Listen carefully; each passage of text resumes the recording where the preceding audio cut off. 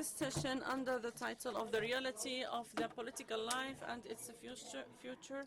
We come today at this historic moment where we have a lot of questions, and we have questions more than answers. After a decade of conflicts, politics in Yemen, not only a tool to manage the state, but it is a field of testing our existence.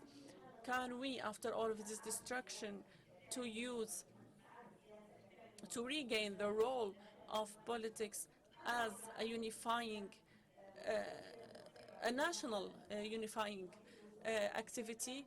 We will talk about this topic and listen to different aspects in this regard. In this time where we have war with politics, memory with awareness, we will try in this session to dismantle and think about politics in Yemen, looking for a new awareness that will redefine the relationship between authority and community. And we will discuss in the first paper about the reality of political parties under the shadow of war. And this file is very sensitive, the file of political parties, which became now captive for what happened lately from the political view.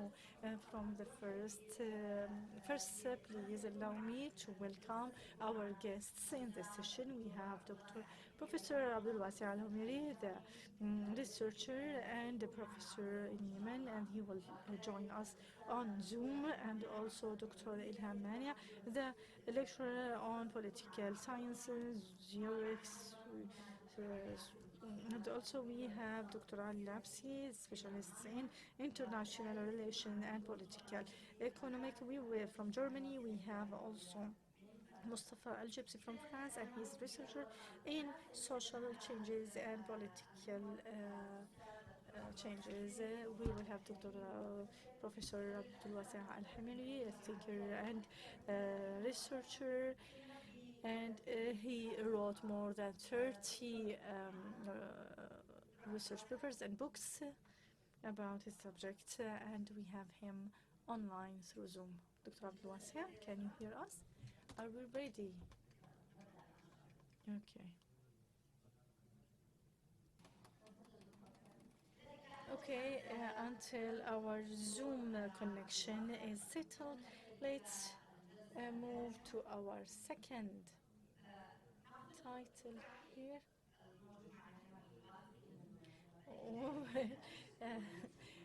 Ask Dr. Ali to talk because he's here, and I think the internet is to be blamed and not our guests.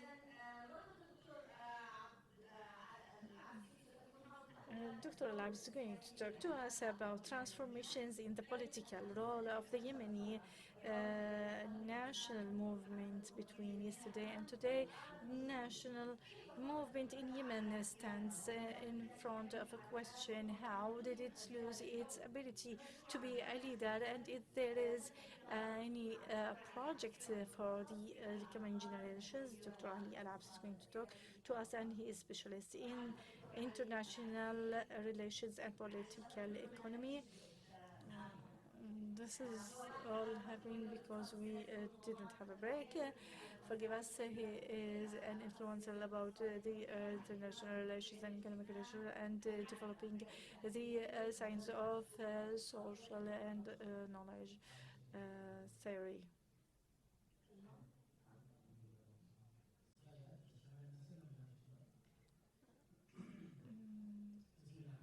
In the name of Allah, Bismillah. Thanks to people here, thanks for Tawakkol Karman Foundation, thanks for people who worked to gather us here in this conference. Of course, this is our fourth session after a long day and a rich day of participants, of presentations, researchers from different specialties.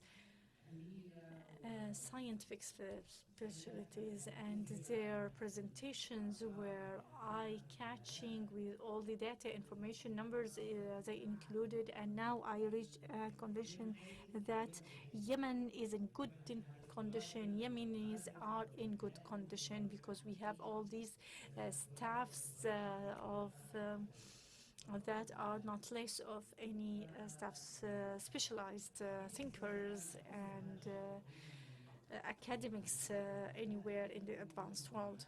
Of course, when you talk about numbers and data, it might be boring a little bit, but we have no way out of this. So today's title is about the transformations in the political role of the Yemeni national movement. The national movement played a major role in the modern Yemen, and it had attendance and participation and influence on the political developments in Yemen, even lately. And this role that played a role in shaping the Yemeni government, in changing the opinion of the public so it moves from a pivotal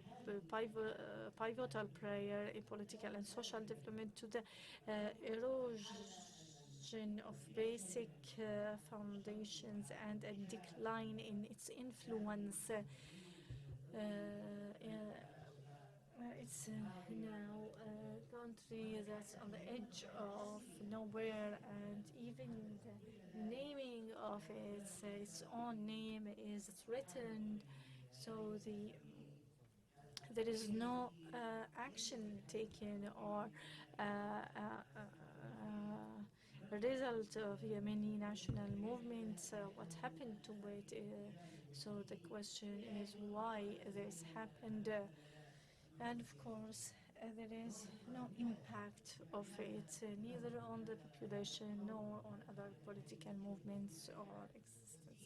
Why, after 60 years of revolutions, of the political movements, active political movements, why do we reach to this end? So when I reviewed earlier research about this movement, unfortunately, it wasn't easy to find references for this subject, especially because I am in Germany, and on the internet I couldn't find a lot of resources. But the resources didn't talk about the Yemeni national movement, except from its historical point of view. And it wasn't, they were not analyzing it. There was no single analytical study about its different development stages and its impact in society. And that is why I found myself driven to write an analytical review of the Yemeni national movement. First, how to define it. Of course, there is more than one concept that overlaps. First of all, there are some terms that differ. Also, the national movement in it differs according to the context, which is Western or Arabic context. In the Arab context, it came after the creation of national states in the 20th century, and it is also related to the hegemony of the West and to the oppression from the inner rulers or systems. But in the West, it is a movement of specific people with specific background, a specific culture. That is why the concept has different meanings from the Western point of view or Arab point of view. When we want to define it, we can say that it is a political, cultural current that depends on some values that are based on standing against oppression from inside and also occupation from outside. And this movement, the national movement in Yemen,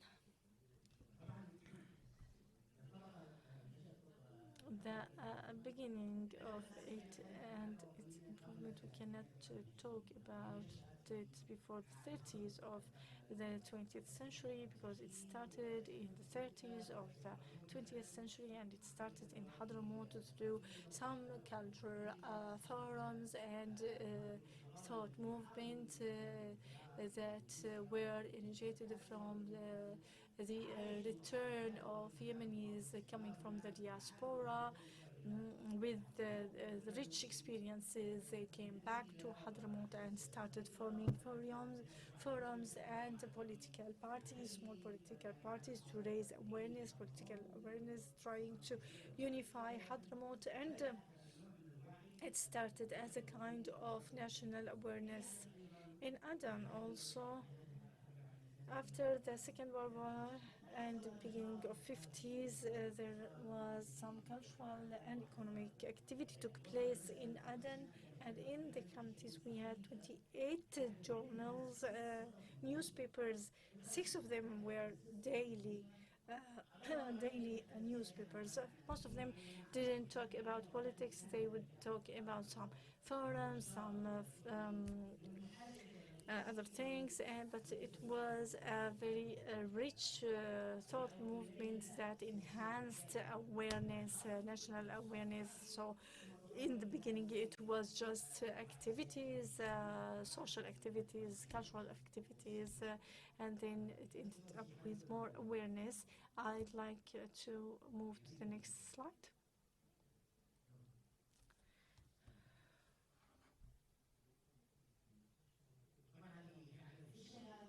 This is in Aden, but what about in the north, in early 30s, cultural and reform movements? Then we have 2 major elements when we talk about the beginning and of this movement. There are some well-educated people also who played a role in improving the role of national movement. Some of these educated people, Zubairi, Ahmed Nouman, and some other people who studied in Iraq and came back to Yemen in the 30s and witnessed the situation of backwardness in which Yemen was living, and also North Yemen expansion of opposition to the Imamate regime after the defeat of 1934. And this also was a turning point to form and found the national movement, because there was a look that why he actually let go a big part of Yemen, and this is how it started, and then it improved itself. And I don't want to go back again to some historical events, but I wanted to draw for you the background in which it was founded, and it improved itself, and maybe we can create such circumstances now, or make use of circumstances now, in order to revive this movement. So it improved in the 50s and 60s.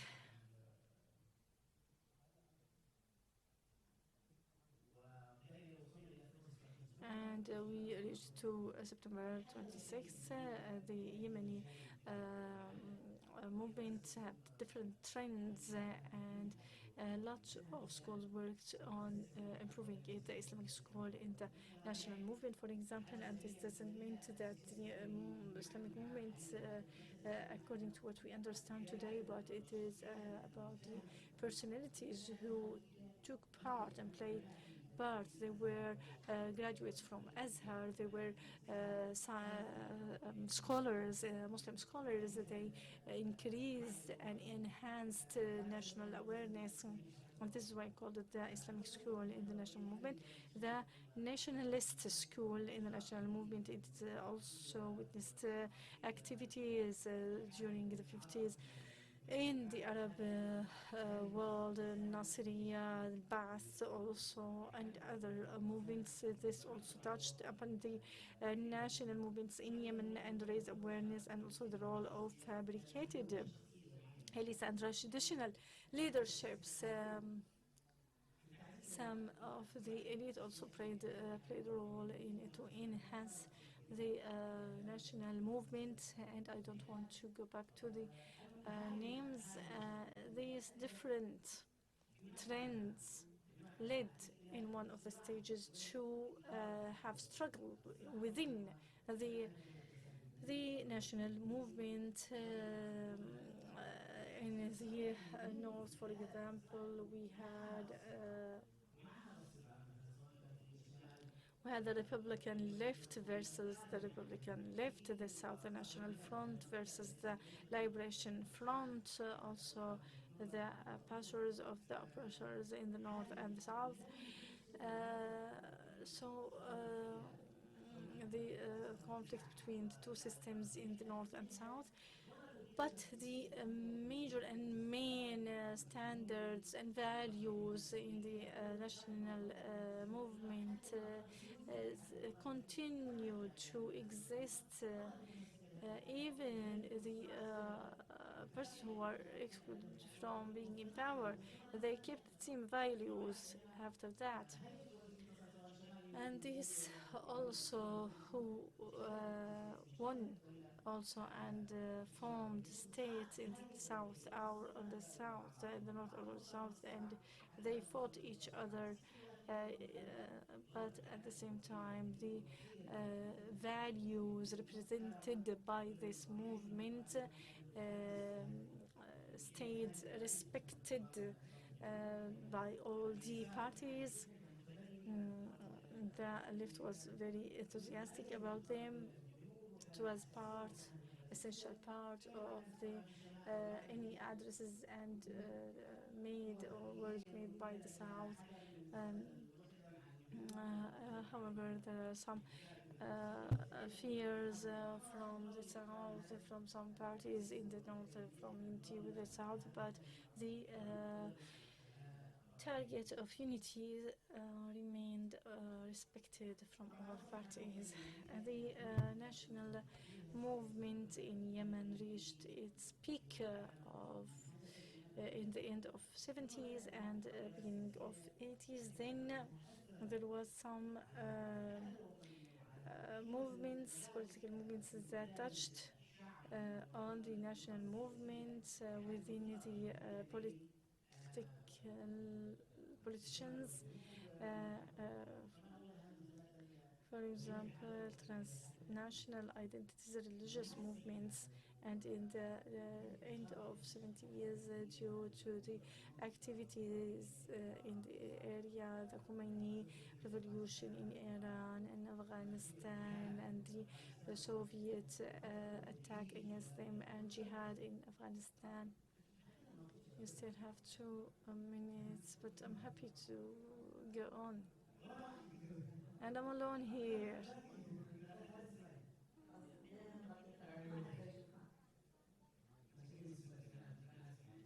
Oh, sorry, I thought I was alone here. So we're going to publish this paper. You can refer back to it.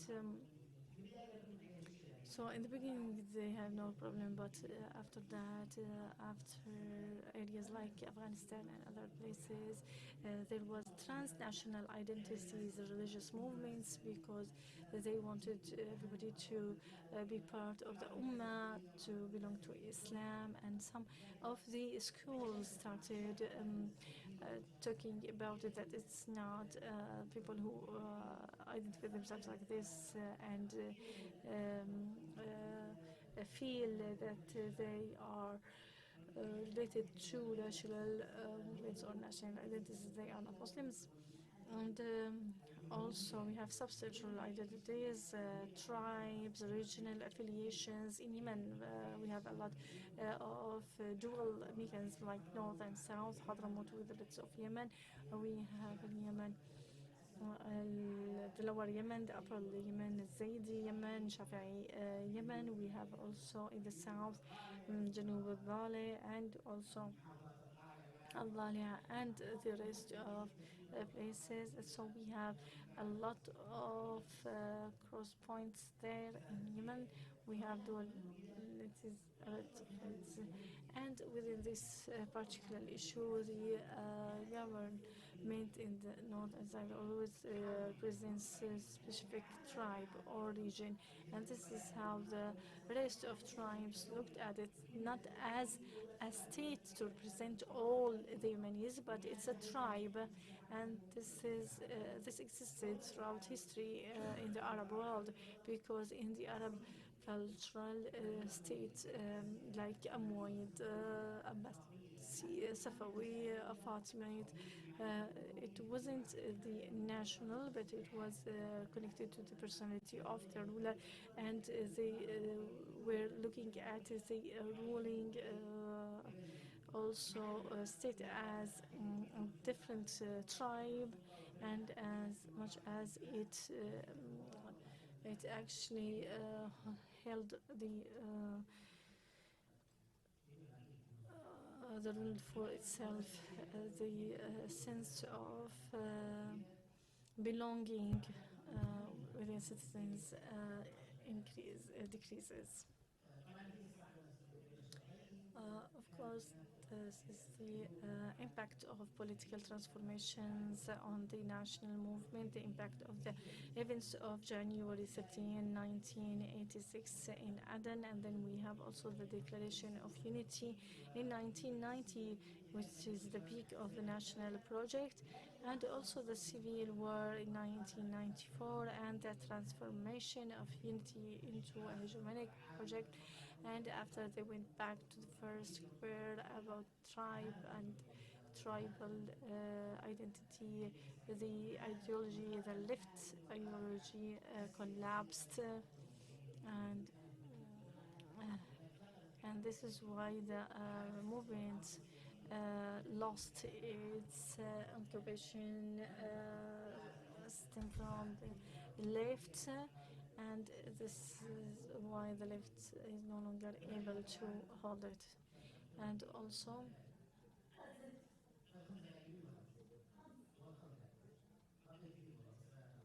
he's asking for 5 more minutes. She gave him 2 more minutes.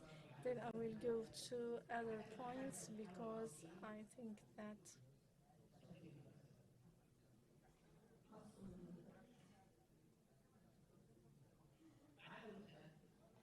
after unity and after the unity went into problems, and there are some of the hegemony of one power and authority, and the authority of the person, of the one leader, and also who eliminated not only the rivals but also his political friends, and so the encouragement of power and the features of the inheritance project, and the conflict between the Houthi movement, and also there was a very important sign in order to sign the agreement between Saudi Arabia and Yemen in 2000, and the main reason, a main point to identify if the system is national or not after agreement on everything.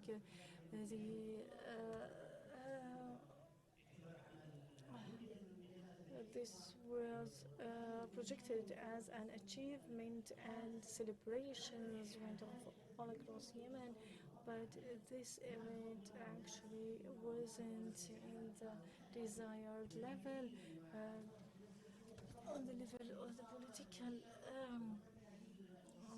parties and coalition. Actually, they accepted that easily, and we lost part of our values when we accepted this agreement, and also the conflict with the Houthi movement, and then we moved to the Islamic Southern movement and the emergence of the Southern issue. Also the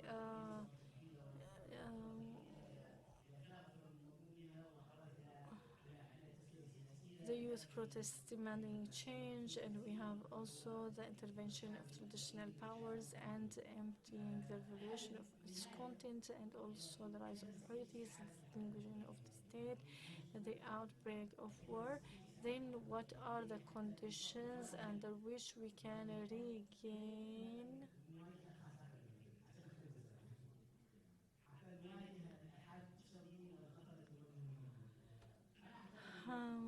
what are the conditions for the national movement to regain its political role? We said that to establish a political movement that adopts the values and goals of the movement without seeking to share power. To share power is very big problem. A shift in the position on regional issues and grievances, considering them national issues. Also strengthening the national spirit and building on Yemen's cultural history. We need to adopt it. We need to find solution. We don't sit and wait for and just encourage, agree or disagree. We need to create national belonging and national awareness. It should be our issue, our case. I will go shorter now.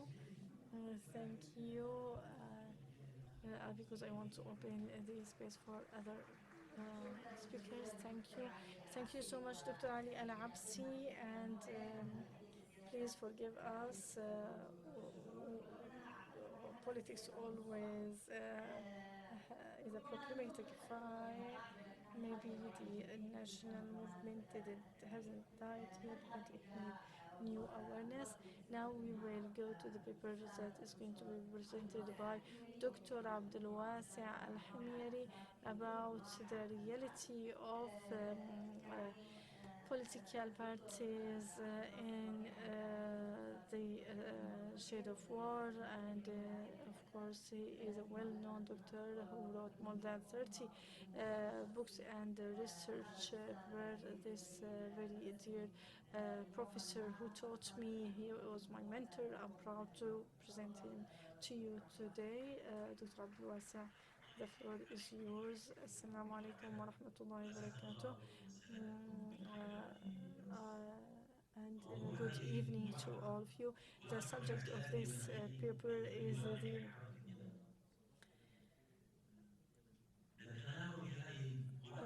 the situation of Yemen under the war. These parties failed to build peace, and this was not a result of war, but it was a major reason behind it. This paper aims at the following: to achieve this. The study aims to diagnose this crisis in depth, reveal its root causes, and then present a vision to re-establish the party role in a way that serves the state project. And to achieve this, the research is divided in three areas: the conceptual framework, second, the historical path to formation of parties, the third one, the role in collapse of the political game, the root causes of failure, the consequences of the project of building the and constitutional foundation of peace. In Yemen, we are having this problem of the double identity in this axis. The study shows how the Yemeni parties were at the crossroad between two contradicting approaches of parties. The liberal Western concept of or approach of a party, where it was think of as an rational entity that accepts others but does not exclude them, and to do the politics within ethical rules that will depend on the programmatic and to have a gradual approach in talking about policies. The party in our Islamic context was looked for, and it's still looked for, as a closed entity born from separation and define itself by confronting another party. The root of al-Hizb word showed indicators full of conflict in the Arab deliberation and Quranic world was a cover of a gathering group facing the others, and it should be confronting another party, for example Hezbollah, in confrontation with a Satan party, and all of this stress out the fact that the Yemeni parties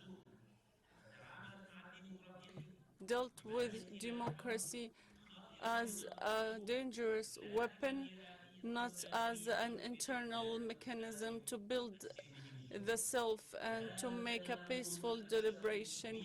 This contradiction of identity changed to change the political course from a course of building to course of destruction.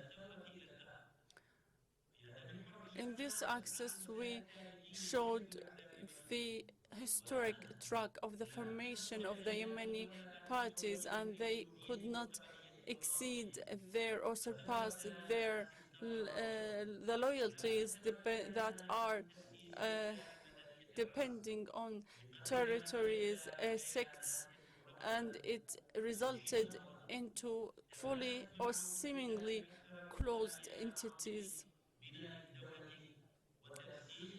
that contradicts with the concept of building a state of multiplicity. Parties was unable to establish a civic entity. The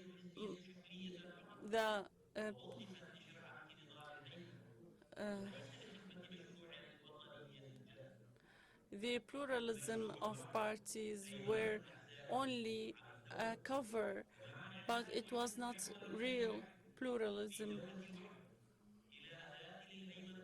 And the ruling party changed its role to become a hegemonic party and to exclude other parties. The primarily loyalties dominated on parties, and parties became an extension to a sect or a tribe, and by this we couldn't have a civil communal awareness, and parties became unable of representing the supreme national interests. In 2011 we have the moment of truth, and we have the collapse of the game. The incidents of 2011 resembled a real changing mark, where it revealed the political vacancies that when the parties left behind, and the spontaneous youth movement was a special experience, and it turned the reality from an opportunity of change to a conflict with the authority. That stresses again that parties are unable to establish a real national loyalty. This failure opened the door widely for an opportunist entities to end their old battles not with the people but with the republic itself as an idea, and that led to the war exploding in 2014. The root causes, the failure, the whirlpool of failure. We exposed the reasons of failure, and because of the hegemony of the tribal sectarian loyalty on the expense of the national loyalty, and the personal gains on expense of the national interests. And all of this was represented in the absence of a collective address, and deepened the fraction of the community. And it revealed regulatory reasons that resulted from the weak structures which ended the parties. Yemeni parties dealt with democracy as a military mechanism to change the places of police and to dominate on the state institution and to change the places of the power instead of dealing with them as a possibility of building and developing the country. This made them unaware of understanding this transformation and led to the surrender of them and the consequences of failure. From failure to collapse. Here we highlighted the results of the partition failure because it allowed the unofficial military militia to dominate and to try to dismantle the basis of this game, and we are still suffering from its effect till today, and will stay like that until these parties wake up from their deep sleep and regain the gain. We highlighted the dismantle of the social fabric during the ideological speeches and addresses, and that deepened the conflict, the spread of violence, education, which weakened any chance of peace, and the cumulative result of these failures ended the civil state project and turned parties to, instead of being tools for building, to become tools of destruction. Now we have the police of de facto and the de facto authorities ruling the areas. The sixth axis toward the re-establishment, a suggested vision.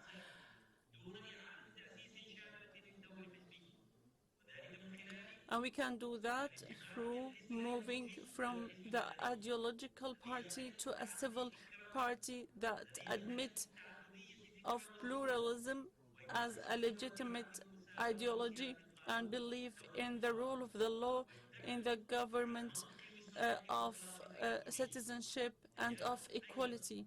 Also to overcome personalization through building strong, transparent institution that is ruled by the law, to adopt a national collective speech that would enhance or increase and promote the Yemeni identity, and to stress on that the real rebuilding of the partition structure in Yemen need a deep change in the political awareness of Yemenis, so the party is no longer a tool for hegemony, rather umbrella for democracy, accountability.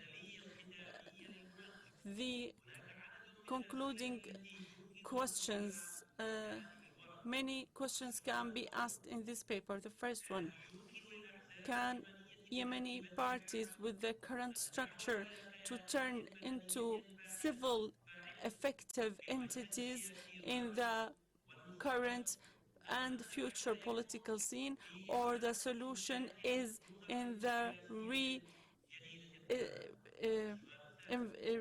having a production of new political elite to do collective, comprehensive dialogue in Yemen can reshape the relationship between the parties themselves and between them and the state and the community? Or was it and will stay only a scene for duplicating the crisis of this train of crises? The third and final question, under the hegemony of the militias, which are unofficial, and the increase of external intervention, is there a possibility to have a real role for the civil parties to shape the future of Yemen, or they became an empty structures with no soul, with no meaning, and with no national core? Thank you for listening.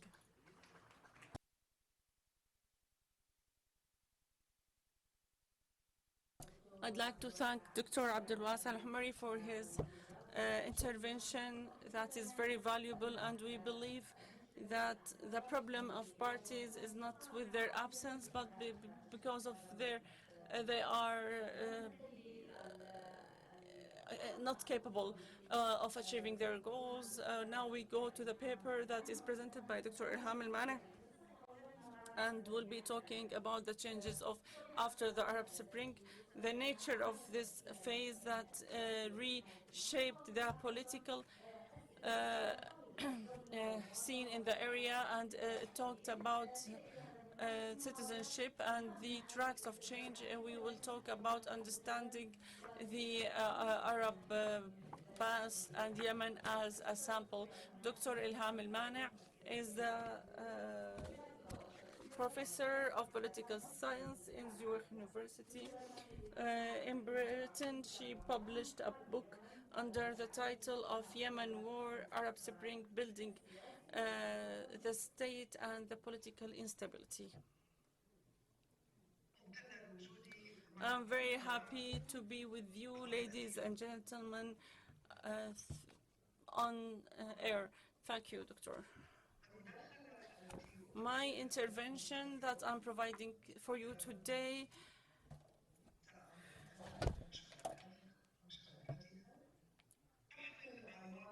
is under the title of the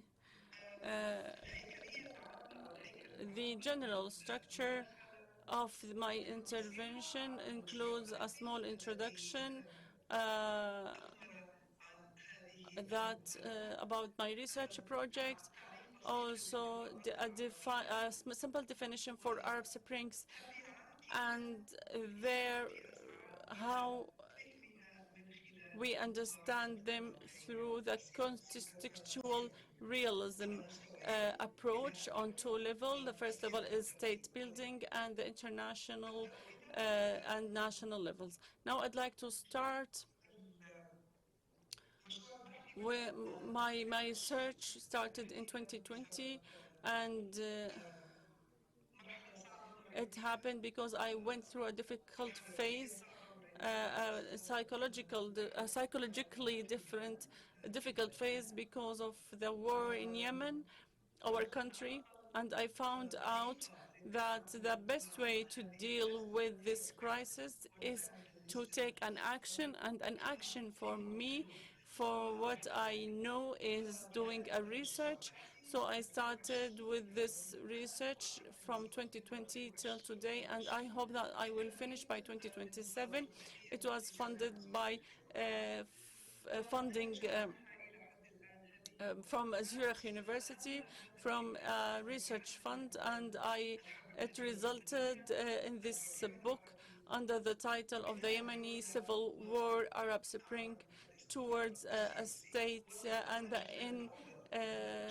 the political instability, which is part of this project. And this is one of the books. The other book I'm currently working on and preparing is about the regional rivalry. Both of the book took me to a number of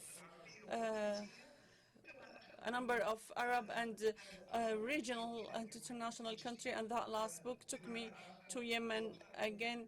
It depends on a number of curricula, research curricula or methodology. One of them is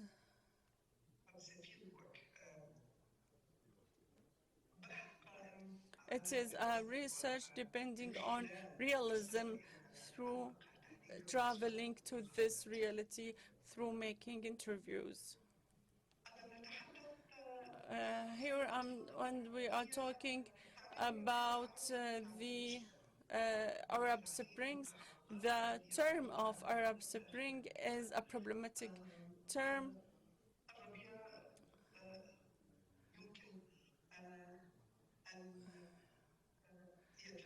Or a problematic expression, because a winter can come after spring. So we need to find terms that really express about what is happening on the ground, because if you want me to be honest, Arab Spring can be replaced by the Arab revolutions, Arab awakening, Arab protests. In my book, I selected the word of Arab Intifada, and also so Arab Intifada or Arab uprising, and there is a difference, an organic difference between the Arab uprising and the revolutions that happened in Egypt and Tunisia and those in other countries, and one of them is Yemen. I explained this in the book too. I'm not here to talk about it. What I care about is the definition.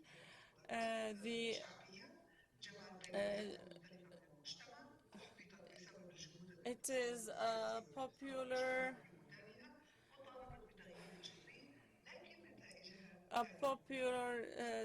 protests demanded for radical change. And here I'm talking about countries, how can I call them?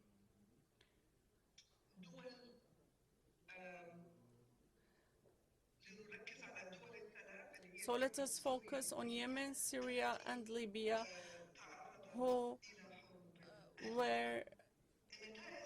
went through civil war. The results, all of us know them. The first result is and I will not talk about Bahrain here, but what I care about is the type of the country. Tunisia entered in a fragile political system, and now we are at the face of the feast of the strong man, and they are dragging Tunisia to a hegemonious system led by one man. Egypt also turned to a form of a military authoritarianism. And the second result, and what I really want to focus on, because I used Yemen here as an example, which is Yemen, Syria, and Libya. These countries witnessed a complete or approximately complete collapse in the political system, with civil war, and without the external intervention in Syria, things would have turned out to a similar scenario to Yemen and Libya, but without the external intervention in Syria, they would have not got to such a good result. And that is my opinion, my personal opinion actually.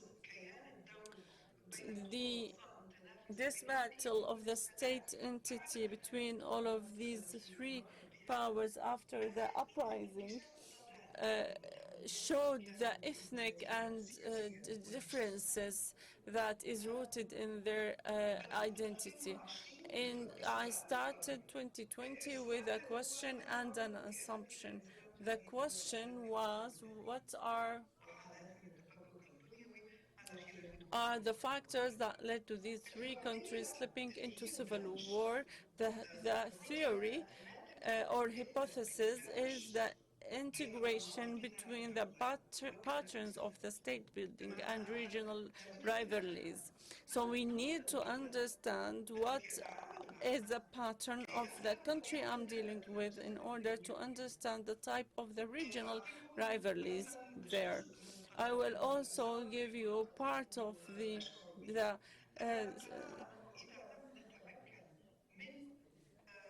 uh, the things I felt. I felt a lot of let me say frustration because without understanding the root of the question, the problem in Yemen, we will go into a vicious circle of conflict that will reoccur again and again.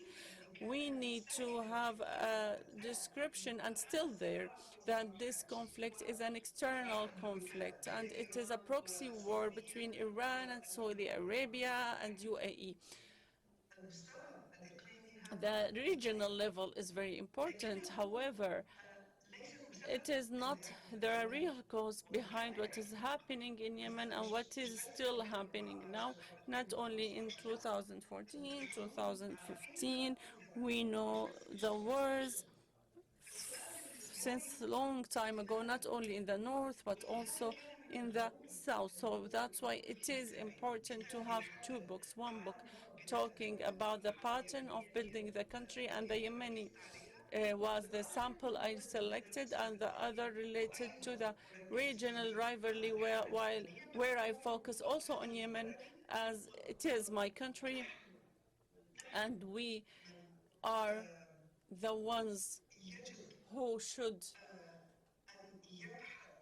be searching and studying and looking for solutions that at least an explanation and will pave the way to a new entries to end the conflict that is appropriate and is aligned with the roots of the problem. So the result was a contextual realism approach. The level 1 is state building, level 2 international and regional context. And the first part, as I mentioned, it was dealt with in this book about the restoration of state and the other. So now I will be a little bit quicker because I have a limited time. So I hope that the paper will give you all of the needed details. The first level, which is the state building, I suggested two patterns of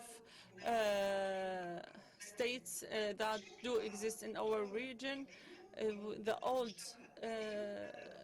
governments with old communities like Tunisia and Morocco. So these countries, although they had this big events happening, they stayed steadfast. And we have the countries experienced monarchy, especially during and after the crisis. So Here I'm more interested in the three countries I referred to: Egypt, Morocco, and Libya. And their communities are more like old cities, and they depend on a traditional identity, and they are more, they have more capability of having social fraction and external intervention. The nature of the ruling elites in those countries define their reaction.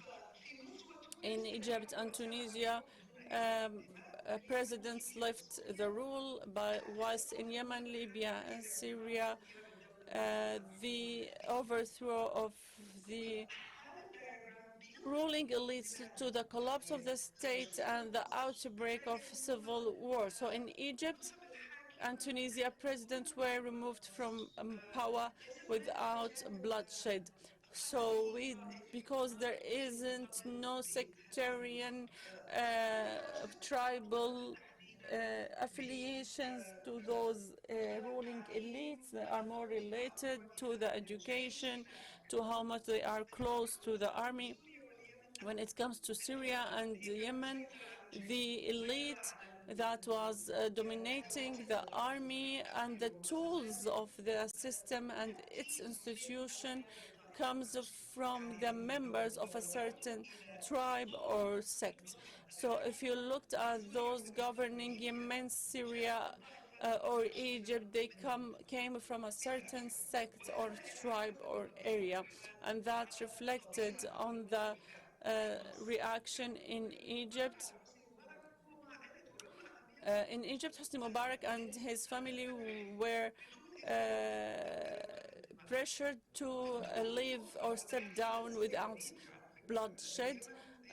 However, in Syria and Libya in particular, because in Yemen, let me say, the problem, except for the massacre that happened in March, 13th of March, in comparison to that, Syria and Libya, the reaction was more violent, and they witnessed more killing and more usage of sexual assault as a tool of war.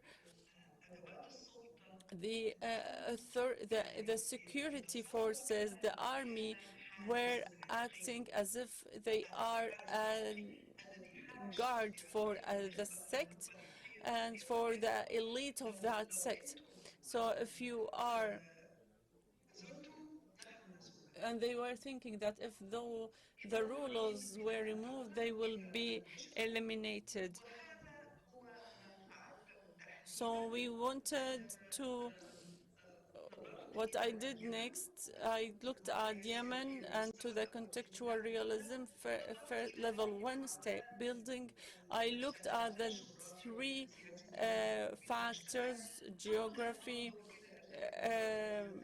religion, and community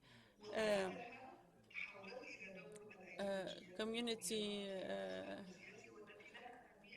structure, and then I started with the role of ideologies and the Arab nationalism in the south, how we had the nationalist ideology, the role of the Arab and the political Islam, and how this ideology reflected to their requirements instead of what could have happened. And you can find this written also. You can read it also in my book, and it exists also as an open access text, but I know it is in English, but you can translate it easily with AI. And finally, the elite role after occupation. What did they do? What are the steps that led to the 0 point, the war? So this book talked about all of these things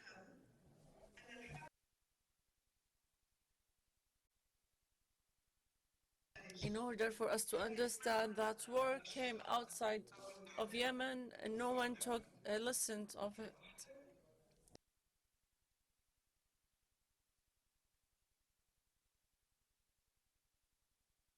We are the one who created the war. And from here, the book I'm working on now talks about the war and about what happened and the aspect that is related to the international and regional context.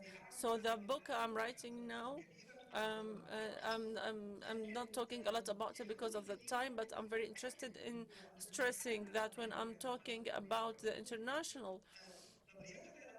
the theories of the international relation and their limits and how to develop them using the Northern American states, and it's very important and very beneficial in understanding the international relation, but there is a limit for understanding them and how we can use them in relation to their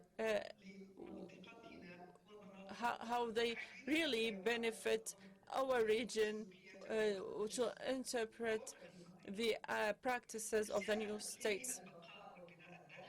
The regional context is very important. Survival and internal construction. It is very important to understand how external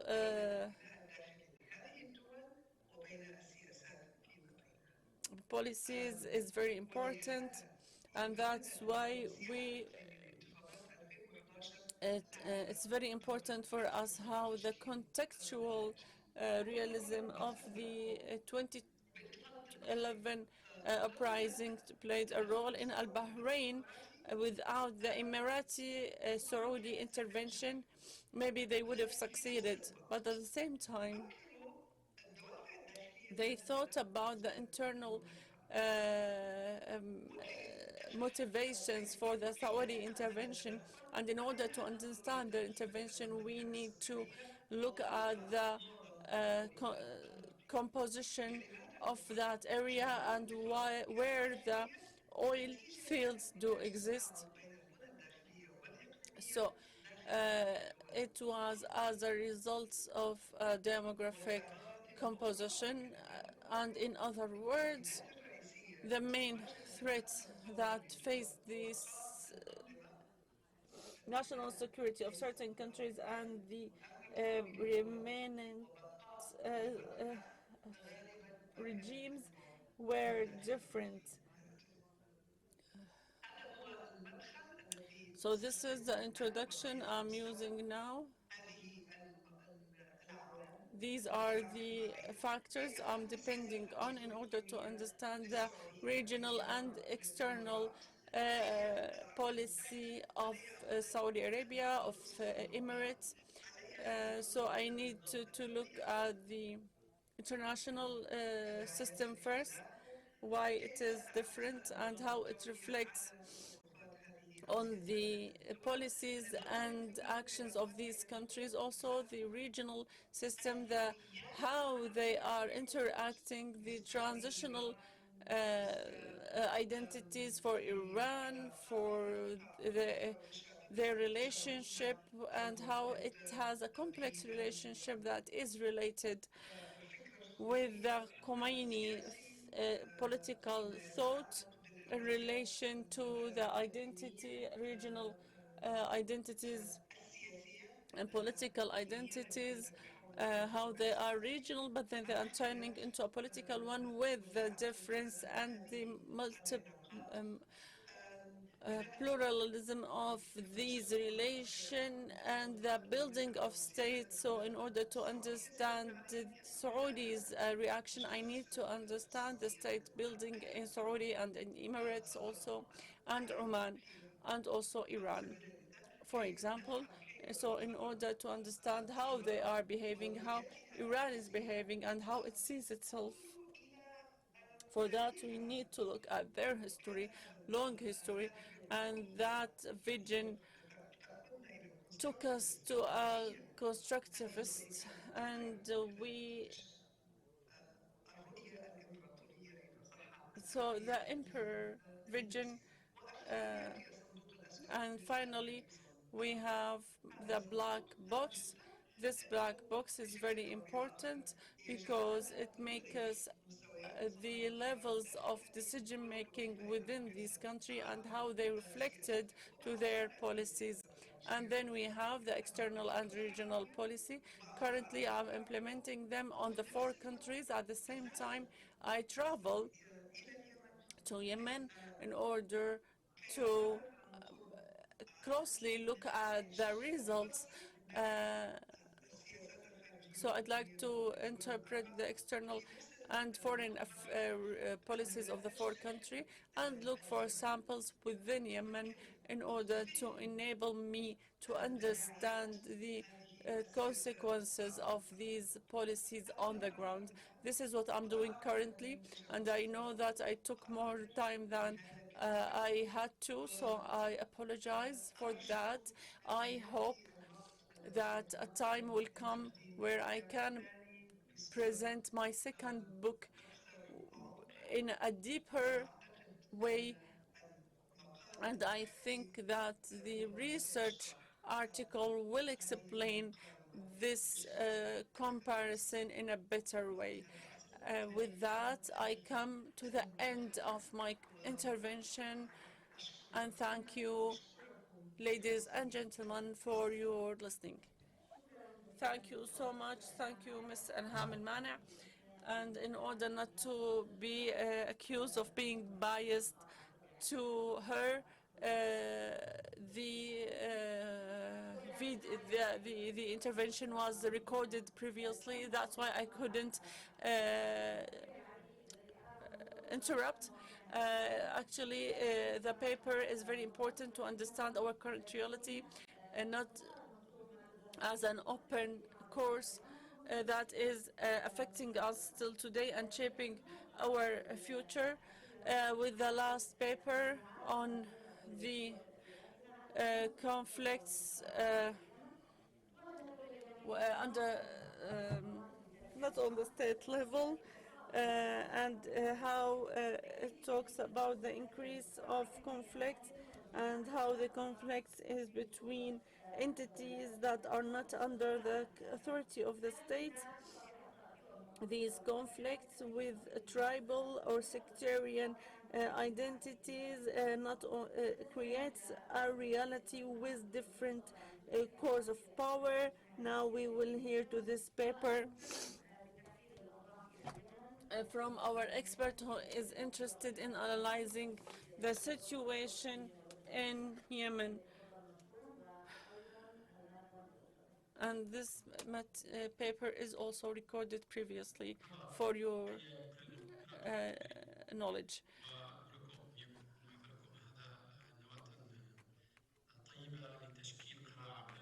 Hello everyone, I hope that this will form a good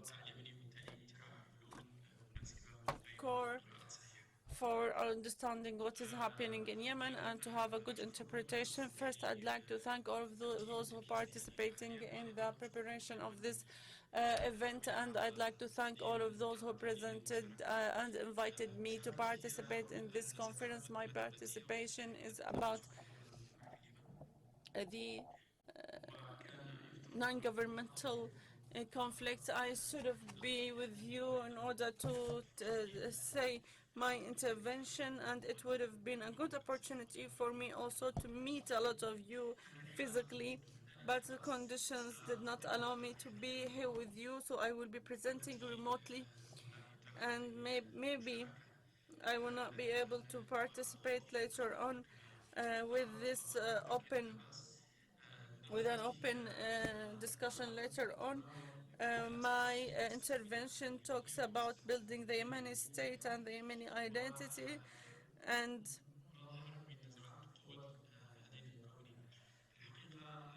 about the sub-state conflict and their effects on the cohesion of the state and the society in Yemen.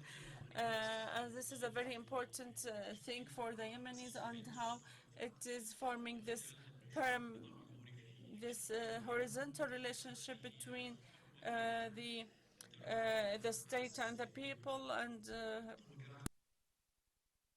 and then we had the second step on achieving the unity at the beginning of the 60s of the last century, and then we had this transformation from the one party system to the multi-pluralism of parties. And actually we redefined the Yemeni identity, and we had a very strong dynamics between the conflicts on the philosophic and thought political levels, and we had a series of bloody conflicts, and one of them is the current war in Yemen that has been going on for more than 10 years. This war lasted for so long, and with multiple factors interacting, the geopolitical factors left Yemen in a very difficult situation, and actually Yemen is witnessing a deterioration in the economic situation and political splits, and all of that left a big humanitarian crisis, and we had a pluralism authority in Yemen, and we don't have this agreement between the central state in Aden and the legitimate state, and we have a deviation between the relationship between the state and the Houthis and other sects, especially of what we are saying, and how the different components and parties are dealing with the civil society organizations, and we are witnessing how they are trying to regaining the political regional authority for the Houthis. With this context, we have several non-government, non-state conflicts, and this case is resembled with main threats and trying to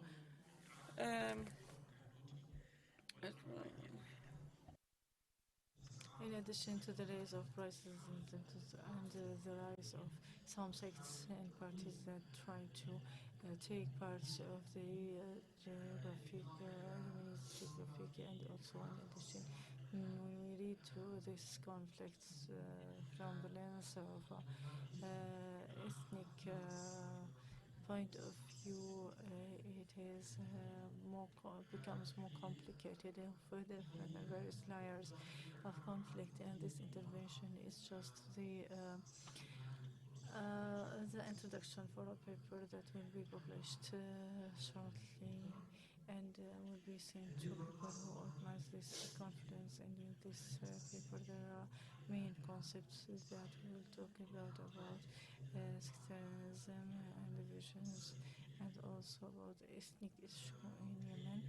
Thus, we will have to clarify what is the meaning of sectarianism, and it is go in line with the components of the Yemeni society, because this concept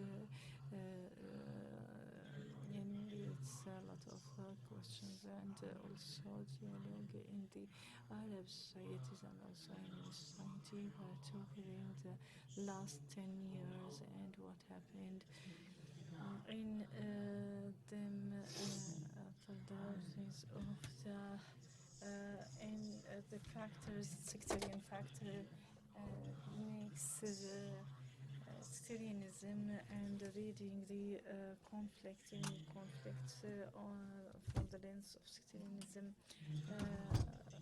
Logically, from this introduction, we can see that there is a Yemeni problem that's represented in the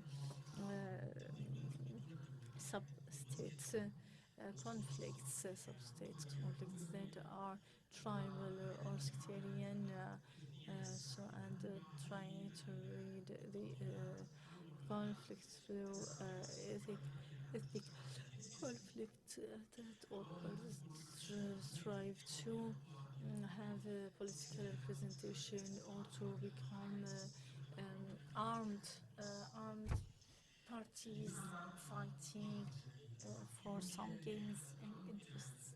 Why these conflicts emerged? First of all, the failure to establish a state, a national state, and this because they are unable to control or have a sovereign over the geography, and they fail to provide services, and sometimes that the state institution enhance the and the traditional way on the expense of law and system, and the inability of the state to invest and to meet the needs of its people and to pay for their services. And also the cities less than 40%, and this is a very dangerous indicator. And the absence of creating new cities, and also with all this taking place, and despite all the exerted efforts for the development in Yemen, but even the development institution is corrupted and suffers from a lot of things like lack of support and other things. And also this might be also a result because of different issues and files. I've been translating for 12 hours now. And the other aspect is that there are divisions within the country itself, and these divisions because of the integrated relationship between geography and sectarianism with the division, and this is a very good recipe to create conflicts. Also the new modern history in Yemen,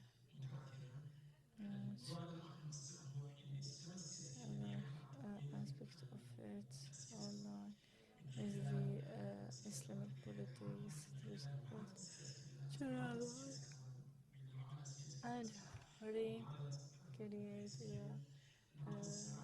sectarianism and move the conflict between being political to sectarian, and indulgement of cultural aspects, and also to take the society backward and not stepping forward through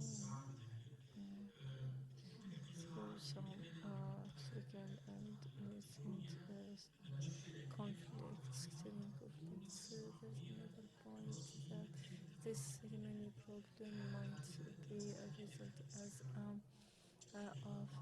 identity crisis, and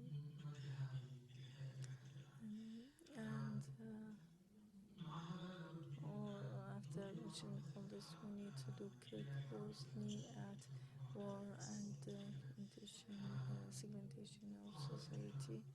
Cantons were created, and these contain cantons. The society is divided and into various kinds of types of identities. There are difficulties in life itself, in transportation, in communication. There is also rise in violence that based on identity, and also a lot of it with speech, and also other kinds of fragmentation of society, and also the emergence of parallel institutions and some political entities, and also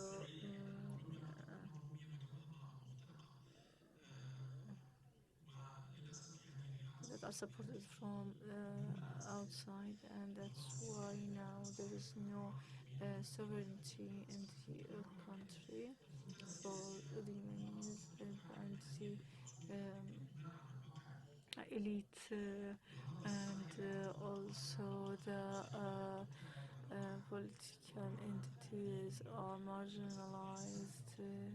Also, the social sphere is deteriorating, and also the community and social reality is fragmented, as I mentioned, and all these just dynamics of the fragmentation of state and society, and took place because of the collapse of the state and its ability, and the collapse of its ability to counter violence, leading to the emergence of militias.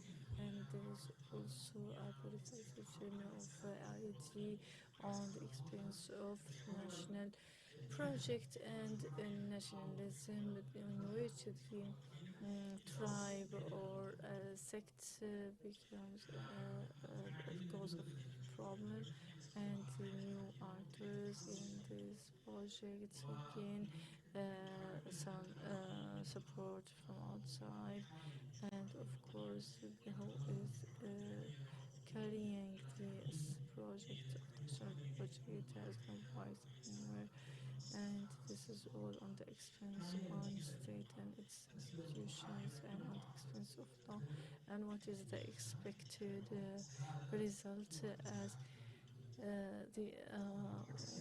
the state goes weaker and providing its ability to provide services, the emergence of groups that are fanatic and extremists is more likely to happen, and creation of these cartons and the conflicts in the sub-state context also use it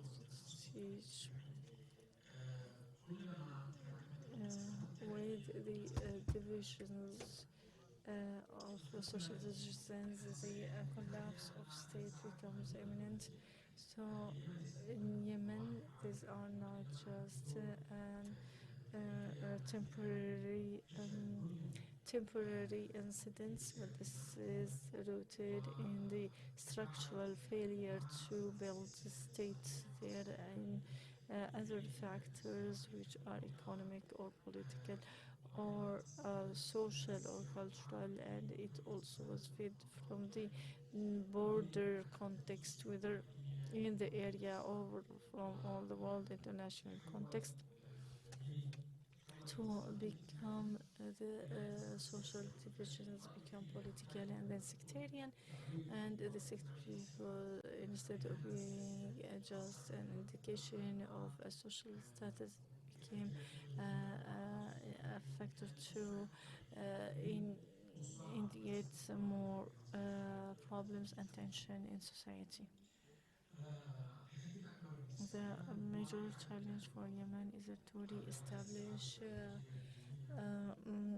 nation state that is able to be comprehensive and include and understand all its components with the variety of the components of the social sphere in Yemen, and that's how it will move from all these conflicts and problems to real national status and citizenship.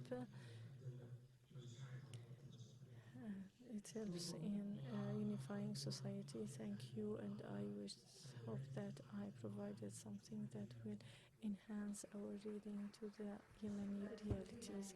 Thank you so much, Dr. Mustafa Al-Abdi.